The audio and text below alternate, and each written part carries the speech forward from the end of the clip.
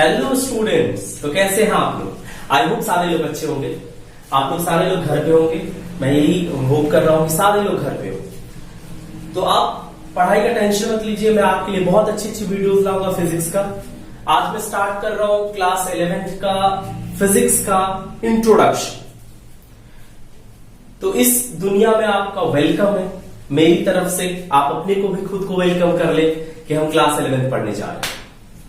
तो जितनी भी स्कूल की बातें थी वो सब खत्म। क्लास 11th में थोड़ी सी मैच्योरिटी आपको रखनी पड़ेगी पढ़ाई को लेकर। बाकी चीजें अपनी जगह होंगी, मैच्योरिटी सबसे बड़ी चीज है कि आप कितने मैच्योर हो अपने चीजों को लेकर, पढ़ाई की चीजों को लेकर। गर्लफ्रेंड दूर की बात है यार, उसमें अपने को इंटरेस्ट हो। ठीक, तो सबसे पहले फिजिक्स है। ये आया कहां से? तो साइंस का एक ब्रांच है फिजिक्स। ये हम क्लास 10 में भी पढ़े हैं कि साइंस का एक ब्रांच है फिजिक्स, है ना। तो साइंस कहां से आया? साइंस जो है एक लैटिन वर्ड है साइंटिया।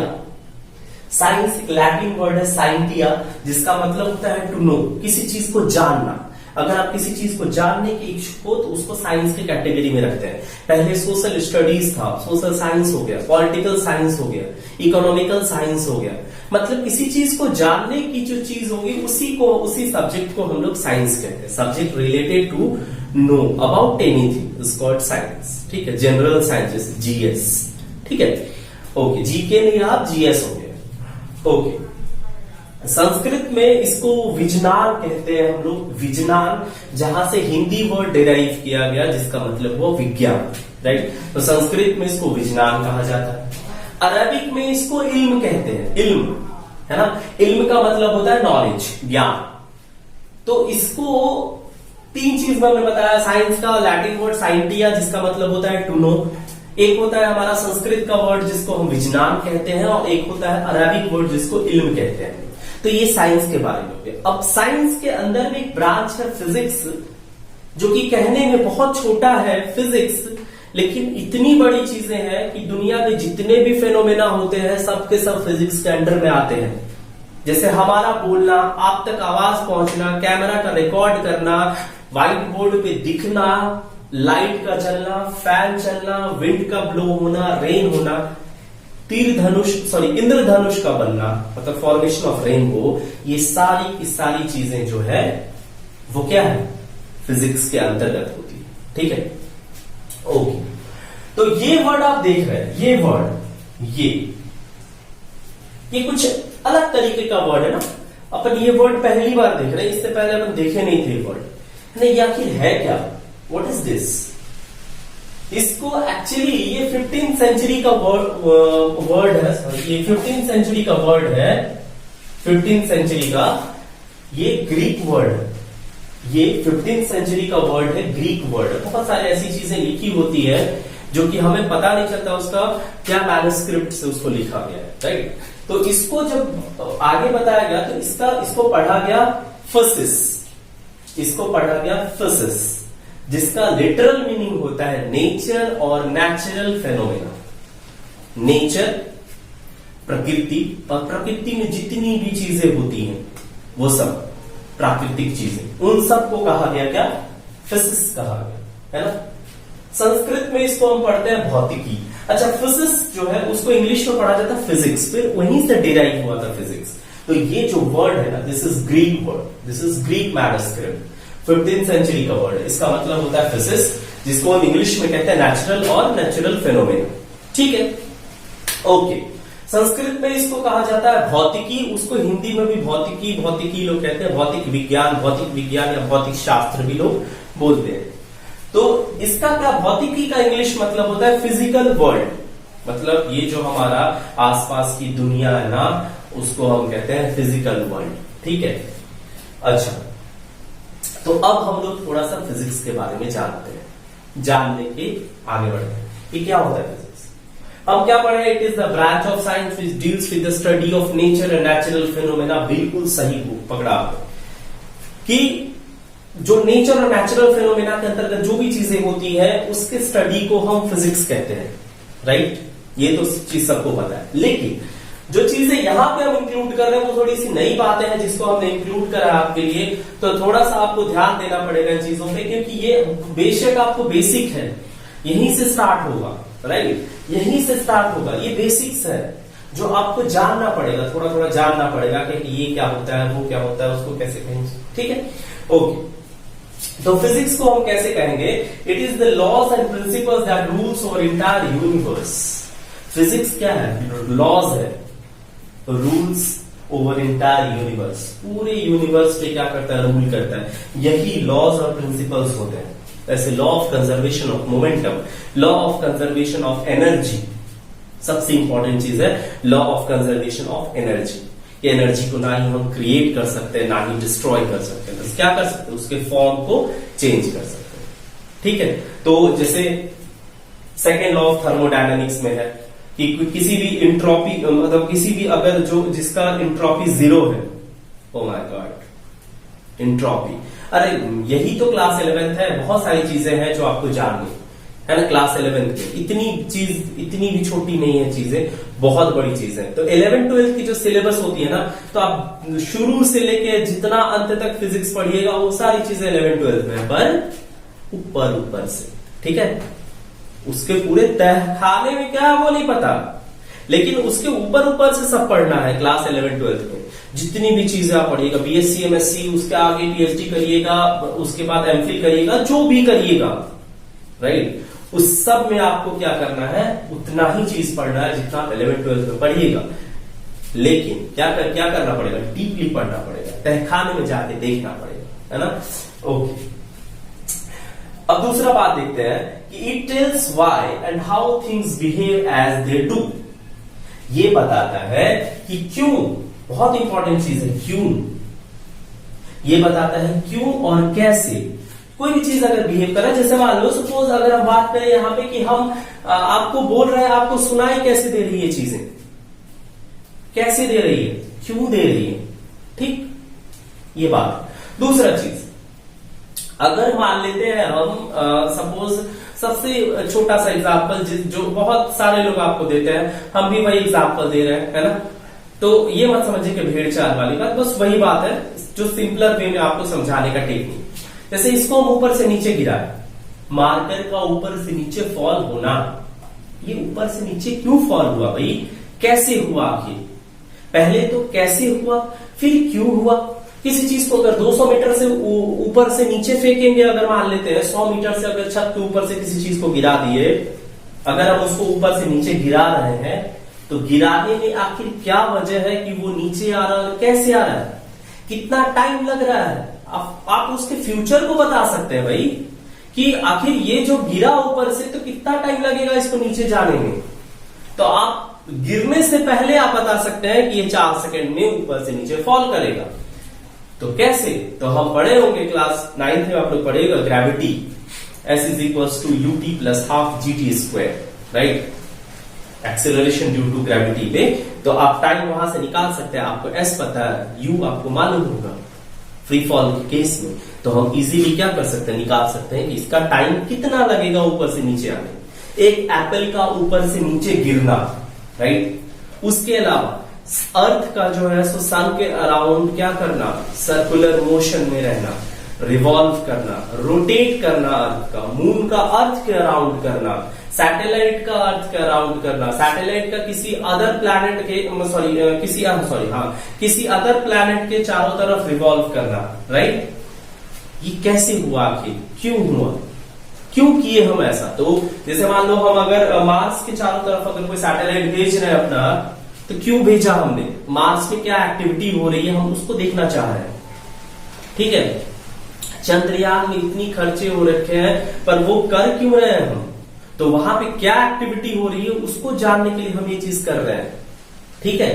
तो फिजिक्स ओनली बेस्ड होता है क्यों और कैसे फेनोमेना पे। अगर कोई भी चीज ऐसा, जैसे मान लीजिए अगर कोई वाटर ड्रॉपलेट ऊपर से नीचे गिरा, तो वो स्फेरिकली क्यों गिरता है भाई, उसका आंसर है due to surface tension. Tension ना, टेंशन हो गया, कोई बात नहीं है, चलता है जिंदगी। यार इतना तुम लोग टेंशन लेकर रखा है, तो एक टेंशन हम भी दे देंगे तो कौन सी बड़ी चीज हो जाए, ठीक है। तुम लोग का बहुत टेंशन होता है भाई। हाँ, तो बता रहे थे कि कोई अगर ड्रॉपलेट है, अगर ऊपर से नीचे गिरा, तो उसका स्फेरिकल शेप हो जाएगा। उसके अलावा अगर हम बात करेंगे, जैसे मान लीजिए एक और एग्जांपल देते हैं कि हम जो है सो ट्रेन में खड़े हैं और ट्रेन चल रही है, बाहर वाले को लग रहा है कि मैं मूव कर रहा हूं, लेकिन मैं क्या हूं, रेस्ट में हूं। ये आखिर क्यों हुआ और कैसे हुआ, इसके बारे में भी हमको जानना होगा, राइट। अब अगर हम आसमान में देख रहे हैं, सन हमारे पीछे से अगर क्या कर रहा है, फॉल कर रहा है किस पे, अभी रेन हुआ, बारिश हुई, उसके बाद उसके ड्रॉपलेट से हम देख रहे हैं क्या कि वो बैंड ऑफ 7 कलर्स बन रहा है। आखिर वो 7 कलर्स क्यों बन रहा है और कैसे बन रहा है, उसके फिनोमेना को, ठीक है। कहीं पे अगर मान लो कि स्विमिंग पूल में हम टॉर्च जला रहे हैं, एक एंगल पे जलाया, हमने देखा क्या कि भैया वो नीचे आ गया, रिफ्लेक्शन हो गया, जबकि हम तो जानते हैं कि रिफ्रैक्शन होना चाहिए था, लेकिन वहां पर रिफ्लेक्शन हुआ। आखिर क्यों हुआ, कैसे हुआ, इसके बारे में भी हमको डिटेल में जानना है। तो किसी भी चीज को हमको जानना है, क्यों होता है और कैसे होता है, वो चीज, उसी को क्या कहते हैं हम लोग, फिजिक्स कहते हैं। और वो अगर वो आप जान जाएंगे तो आप उसके फ्यूचर को भी प्रेडिक्ट कर सकते हैं कि उसका फ्यूचर क्या होने वाला है।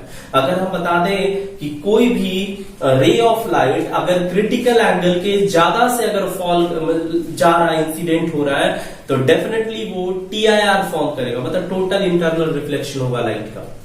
ये प्रेडिक्शन है हमारा कि अगर क्रिटिकल एंगल से ज्यादा पे उसको फॉल करा रहे हैं, इंसिडेंट करा रहे हैं हम लोग, तो क्या होगा, वहां टोटल इंटरनल रिफ्लेक्शन होगा, राइट। वो रिफ्रैक्ट नहीं करेगा, जबकि हम जानते हैं कि एक मीडियम से दूसरे मीडियम में अगर लाइट जाती है तो उसमें क्या होता है, रिफ्रैक्शन होता है, वो अपने पाथ से भटक जाता है। लेकिन यहां पे ऐसा नहीं हुआ, तो वो उसका फ्यूचर प्रेडिक्ट कर लिया हमने ना।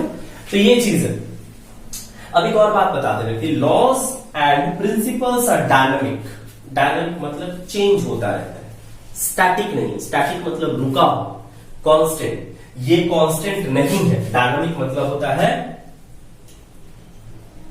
Not constant. ये कांस्टेंट नहीं होगा, ये क्या होगा, चेंज हो सकता है। जैसे पहले याद करो, बचपन में पढ़ते थे, कोई भी कहता था 9 प्लैनेट्स होता है, 9 प्लैनेट्स होता है, 9 प्लैनेट। अभी क्या हो गया, प्लूटो हट गया, क्यों, बाद में आकर ड्वार्फ प्लैनेट है वो हट गया, वो हमारे सोलर सिस्टम से गायब। तो अब क्या हमने कहा कि अरे एक ही प्लैनेट्स होता है यार, क्लियर नो, नहीं। तो ये चीज है, ये फिजिक्स की चीज में आती, चीजें बदलती रहती है जैसे जैसे, क्योंकि ये एक्चुअली क्या है कि ये ऑब्जर्वेशन पे बेस्ड है। ऑब्जर्व किया चीजों को, फिर किताबें लिखी गई, रूल्स आए, थ्योरीज आया, उसका जो है सो अलग अलग कैलकुलेशन हुआ, तब उसके रिजल्ट को हम आज पढ़ रहे हैं। बचपन से हम गाली देते हैं, स्टूडेंट्स गाली देते रहते हैं, हम तो नहीं दे सकते ना भाई, हम उसी की कमाई खाते हैं। तो आप लोग गाली देता है, न्यूटन क्या करके चला गया है, ये वो जो भी है ना, हम हमारे सर पे अगर सेब गिरेगा तो हम चारों तरफ देखेंगे, तो 4 गाली देंगे, है ना, उसकी रिश्तों को एक कर देंगे और उसका अपने सर पे एप्पल फेंका। लेकिन न्यूटन ने क्या किया, न्यूटन ने जैसे ही सर पे एप्पल गिरा, वो उसके बाद ग्रेविटेशन का ही खोज कर दिया पूरा का पूरा, और पूरा फिजिक्स का तख्ता पलट दिया उन्होंने, पूरे के पूरे फिजिक्स के तख्त को उन्होंने चेंज कर दिया, राइट। तो ये चीज हो गई किसमें, तो हमने क्या कहा कि वो रूल्स और प्रिंसिपल्स कभी भी कांस्टेंट नहीं होते, वो हमेशा क्या करता रहता है, चेंज होता रहता है। तो उसको हमको क्या करना पड़ता है, एनालाइज करना पड़ता है। पहले ऑब्जर्व करते हैं, फिर एनालिसिस करते हैं उसका, भाई ये रेनबो बन रहा है तो आखिर रेनबो बना कैसे। ऑब्जर्वेशन किया हमने कि लाइट पड़ा उस पे, स्फेरिकल वाले पे, तो पहले क्या हुआ, वहां से डिस्पर्शन हुआ, फिर टोटल इंटरनल रिफ्लेक्शन हुआ, और तब हम देखा अच्छा अब रिफ्रैक्शन हो रहा है, तब वो क्या हो गया, एनालिसिस हो गया, फिर कैलकुलेट किया गया कि रेनबो जो है सो 72 डिग्री पे ही दिखता है हमको, और तो एक्यूरेट बताया गया। तो पहले हम क्या करते हैं, ऑब्जर्व करते हैं। जैसे ही हमारा अभी हम पढ़ रहे हैं क्या कि सन जो है सो अर्थ को अट्रैक्ट कर रहा है, क्योंकि ये चीज बताया गया हुआ है कि सन क्या करता है, अर्थ को अट्रैक्ट करता है। जिस दिन अर्थ सन को अट्रैक्ट करने लगेगा पूरी तरीके से, या फिर कोई भी ऐसा चीज दूसरे को अट्रैक्ट करने लगेगा, तो क्या होगा, हालांकि अर्थ सन को अट्रैक्ट करता है, लेकिन फोर्स ऑफ अट्रैक्शन सन का ज्यादा होता है, इस वजह से अर्थ उसके चारों तरफ घूमता है। अगर ऐसी कोई बात हो गई, दूसरी चीज हो गई, तो वहां पे क्या होगा, हमारा लॉस चेंज हो जाएगा। तो इसको हैंडल कौन करेगा, तो जब नए मतलब ये ऑब्जर्वेशन देखे जाएंगे, तब उसको एनालाइज किया जाएगा, फिर उसका अलग थ्योरी और प्रिंसिपल लाया जाए। ठीक है, आगे बढ़ते हैं। थोड़ा सा बोरिंग है लेकिन मजेदार, थोड़ा मजे लेके पढ़ो। किसी चीज को मजे से करते हो तो कितना मजा आता है, नहीं है ना? वही बात। चलिए आगे।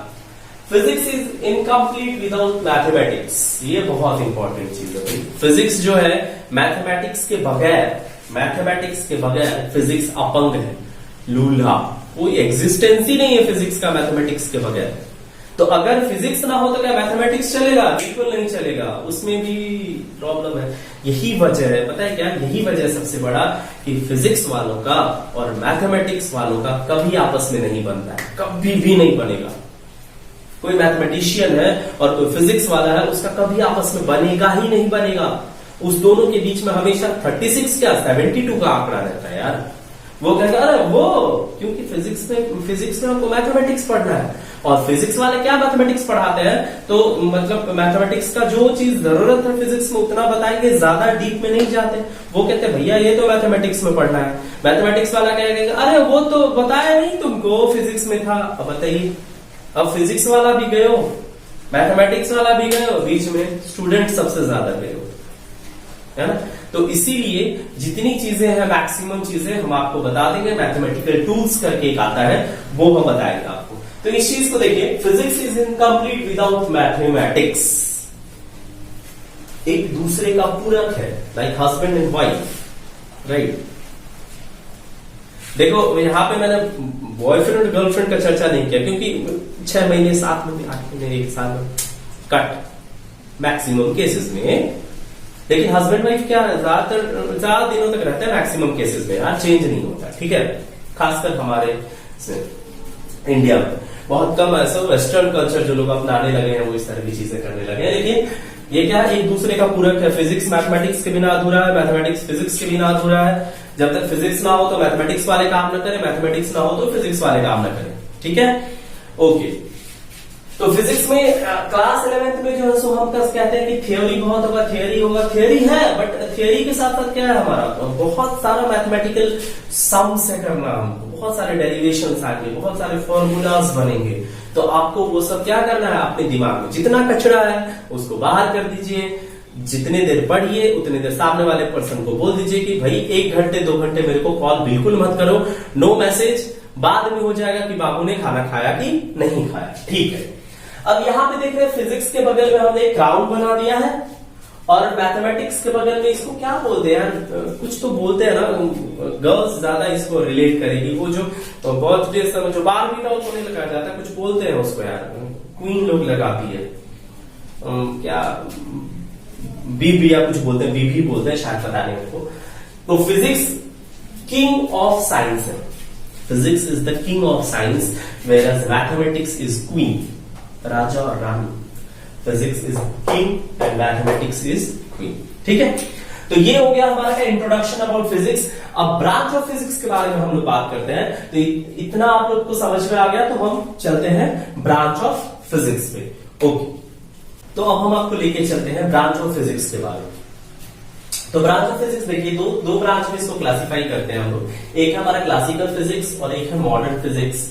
एक क्लासिकल फिजिक्स को एंशिएंट फिजिक्स कहा जाता है, मॉडर्न फिजिक्स को क्वांटम फिजिक्स कहा जाता है। ठीक है, ओके। अब इस दोनों में अंतर क्या है, तो क्लासिकल फिजिक्स जो है ना, ये डील करता है, deal at macroscopic level, macroscopic level पे ये डील करता है, मैक्रोस्कोपिक लेवल पे। जैसे कि बस का दौड़ना, बस का रोड पे चलना, एक बच्चे का दौड़ना, ठीक है, या फिर हमारा हम कह सकते हैं क्या कि रेनबो का फॉर्मेशन होना, ये सब मैक्रोस्कोपिक है, राइट। तो इसको हम इसमें ला सकते हैं, डील्स एट मैक्रोस्कोपिक लेवल, है ना।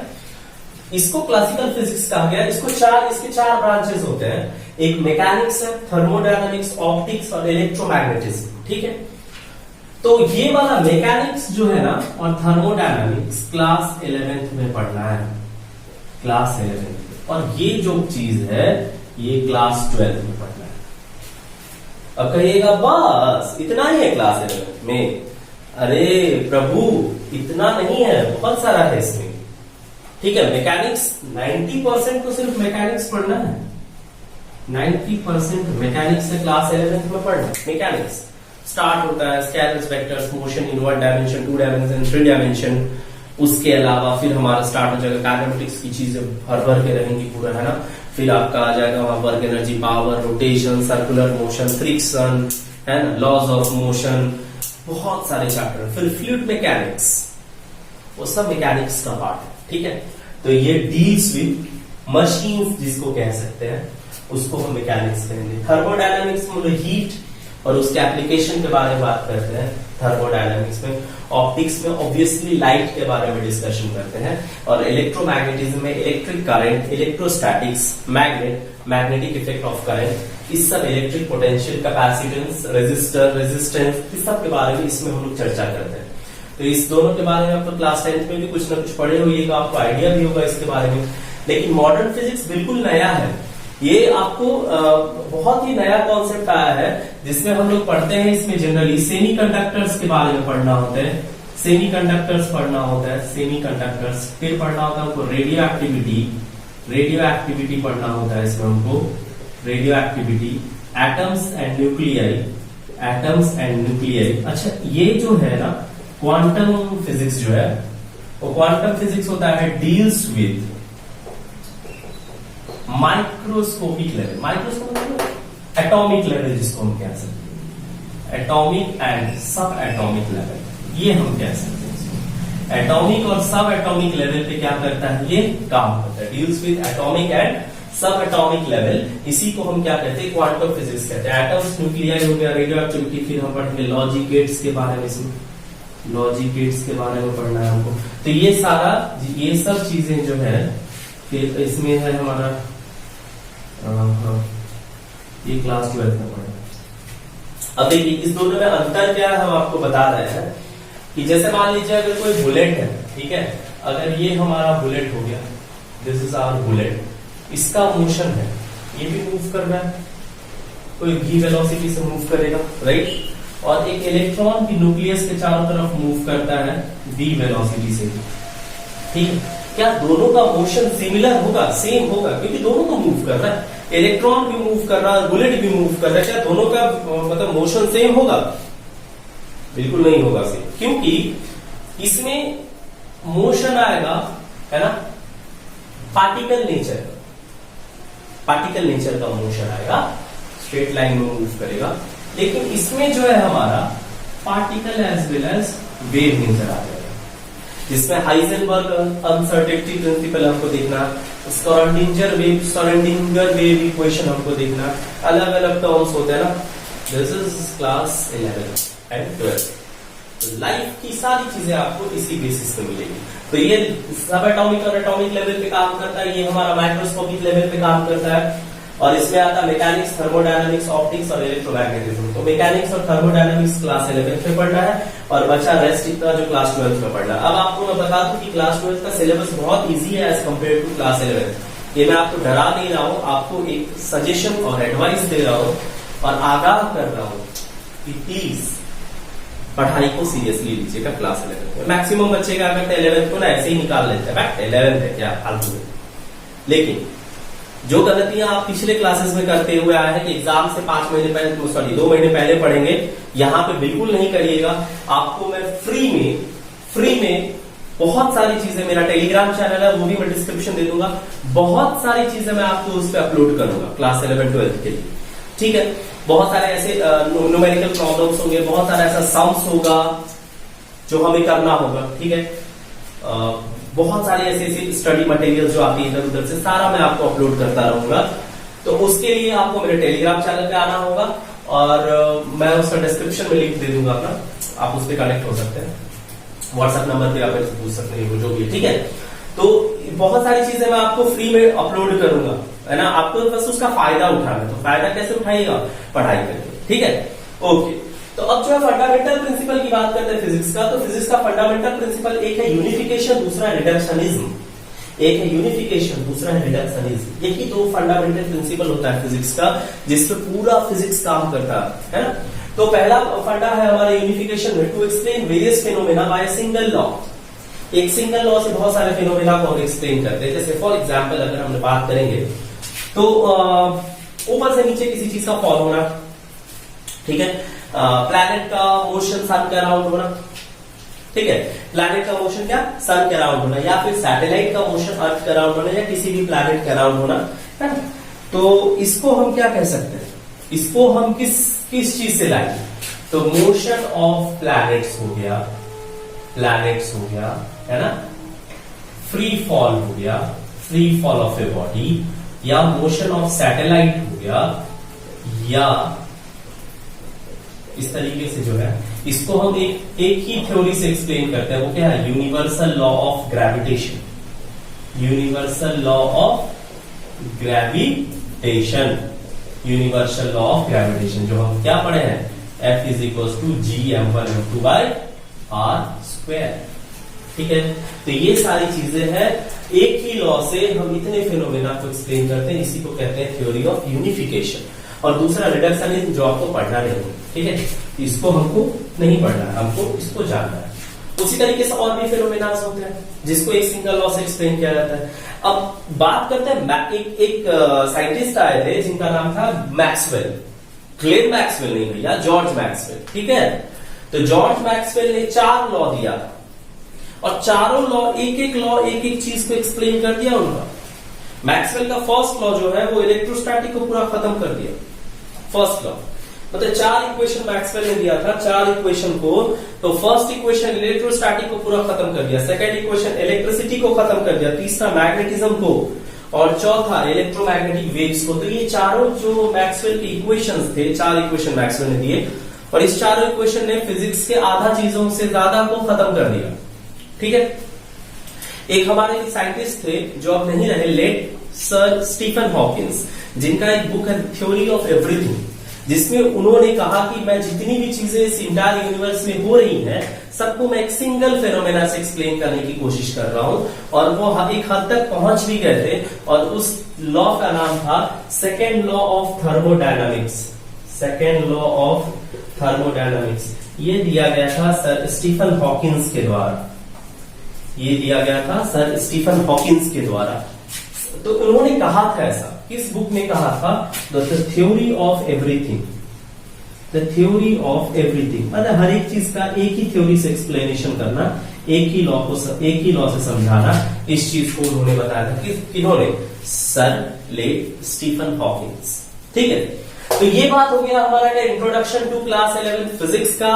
अब हम लोग नेक्स्ट क्लास में मिलेंगे, तो हम लोग मिलेंगे क्या चीज से, मैथमेटिक्स फॉर फिजिक्स, कि कौन कौन सा मैथमेटिकल टूल्स हम फिजिक्स के लिए पढ़ते हैं, तो उसके बारे में हम लोग चर्चा करेंगे। बेशक ये बड़ा वीडियो थोड़ा सा बन गया होगा, लेकिन आप इसको पूरा देखिएगा, बहुत मजा आएगा, है ना, बहुत मजा आएगा आपको। तो मिलते हैं हम लोग नए वीडियो में, नेक्स्ट वीडियो में मिलते हैं, बहुत जल्दी अपलोड करेंगे उस वीडियो को। तब तक आप मेरे चैनल पे बने रहिए। जो मुझे नहीं जानते, मेरा नाम अनीश बैंक है, और ये मेरा आपका और मेरा ये चैनल है स्काई पाई लर्नर, जिसपे हम हमेशा नया चीज अपलोड करते रहते हैं, ठीक है, from class 9 to class 12, 11 12 physics में, 9 10 केमिस्ट्री और फिजिक्स। ओके, तो मिलते हैं हम नेक्स्ट वीडियो में। तब तक के लिए अपना ख्याल रखिएगा, मम्मी पापा का रिस्पेक्ट करिएगा, घर में रहिएगा, बड़े बुजुर्गों का ख्याल रखिएगा, और पढ़ाई बिल्कुल करिएगा। चलिए ठीक है, थैंक यू, बाय बाय।